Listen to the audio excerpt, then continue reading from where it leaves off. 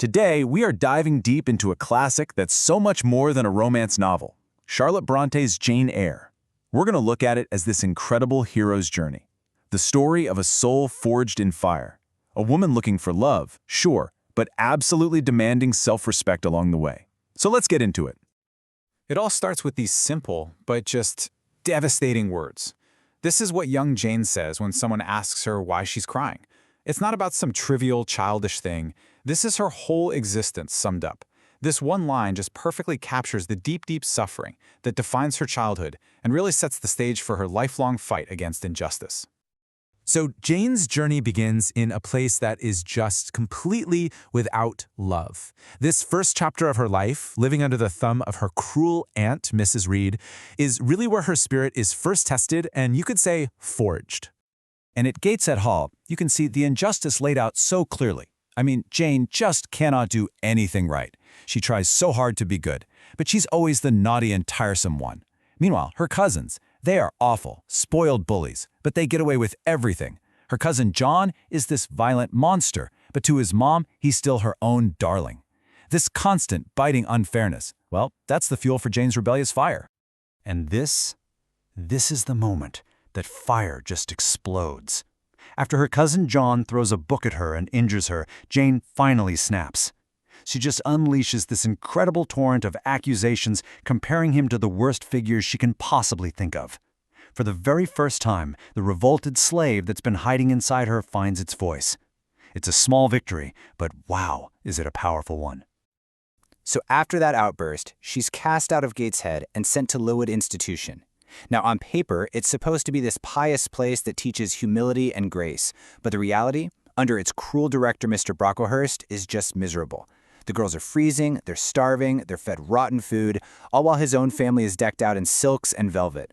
It's just another prison, but this one has a holier name. Okay, so fast forward 8 years. Jane survives Lowood and finally gets a chance at independence. She steps out into the world and lands a job as a governess at a remote manor called Thornfield Hall. It feels like a new life, but this place, it's wrapped in romance and some seriously dark secrets. And this is where Jane's world just blows wide open. The master of the house, Mr. Edward Rochester, is this magnetic, moody, charismatic figure. He's totally unpredictable and completely different from anyone she's ever known. And what's more, he sees her. He sees past the plain, quiet governess to the sharp mind inside, and this incredible connection starts to grow between them. But Thornfield is, well, it's creepy. There are secrets here. You've got this strange, almost demonic laugh that echoes from a locked attic. One night, Jane literally has to save Rochester from a fire that was mysteriously set in his own bed. Then a guest gets savagely attacked, and everyone just blames this one servant, Grace Poole. But it doesn't add up. Something is very, very wrong in this house. So even with all this weird, violent stuff happening, Jane and Rochester fall completely in love. He proposes, and for the first time in her whole life, Jane feels like she's found a home, a true equal. But that dark secret hiding in Thornfield, it is about to erupt in the most public and catastrophic way you can imagine. Picture this. Jane is standing at the altar, ready to marry the love of her life, when suddenly a voice rings out. A lawyer steps forward and declares that Edward Rochester can't get married because he already has a wife, and she is very much alive. The wedding, Jane's dream, everything. It all comes to a screeching halt. Rochester is cornered. He has no choice but to confess. He brings the whole wedding party back to Thornfield, up to that secret attic, and he reveals his wife, Bertha Mason. She is the source of the laugh, the violence, all of it. And he says, she isn't a wife. She is a hideous demon that he's kept locked away for years. It's pure gothic horror, right at the heart of their love story. Now, this is the crucial moment. Rochester begs Jane to stay, to live with him as his mistress.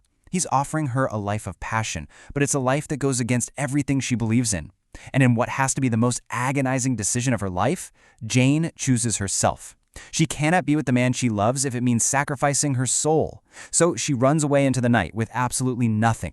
This next part of her journey is basically a symbolic death and rebirth. She gives up everything for her principles, gets pushed to the absolute edge of survival, and somehow emerges stronger and more independent than ever before. I mean, just look at this incredible turnaround. Jane literally collapses on a doorstep, nearly dead, and is taken in by the Rivers family. She finds a new purpose, a new vocation as a schoolteacher, and then, plot twist, she finds out the Rivers are actually her cousins, and an uncle she never knew has left her a massive fortune. For the first time ever, Jane isn't a poor dependent, she has family, a job, and financial freedom. She's her own woman. And this sets her up for one final test. Her cousin, St. John Rivers, who is this cold, ambitious clergyman, proposes. But he doesn't love her. He just thinks she'd be a useful wife for his missionary work. So her choice is crystal clear. A loveless life of duty with St. John, or the passionate, soul-deep connection she once had with Rochester. Just as she's about to give in to St. John's cold proposal, something wild happens. In this moment of pure anguish, she hears a voice. It's Rochester's voice, calling her name across the miles. Jane! Jane! Jane! And her soul just answers. In that instant, she knows her path isn't with St. John. It's back with the man she truly loves. So she follows that almost supernatural call and returns to Thornfield. But she's not the same person who fled. She's not a poor governess anymore. She's an independent woman with her own money, seeking him out not because she needs him, but because she loves him. But what she finds is just devastation. Thornfield Hall has been burned to the ground. Turns out Bertha set the fire and then jumped to her death. And Rochester, trying to save everyone, was caught when the building collapsed. He survived, but he's been left blind and has lost a hand. And this right here is the turning point of the entire novel. The power dynamic has completely flipped. The proud, powerful master is now broken and helpless, and the poor, obscure, plain, and little governess is now a wealthy, independent woman. She's not his dependent anymore. If anything, he's now dependent on her.